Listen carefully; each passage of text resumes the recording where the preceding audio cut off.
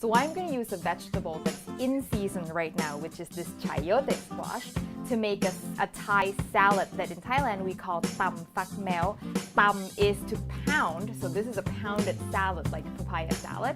And phak meo is our term for this vegetable here, which grows in the northern part of Thailand where it's colder, so it's sort of our version of winter salad.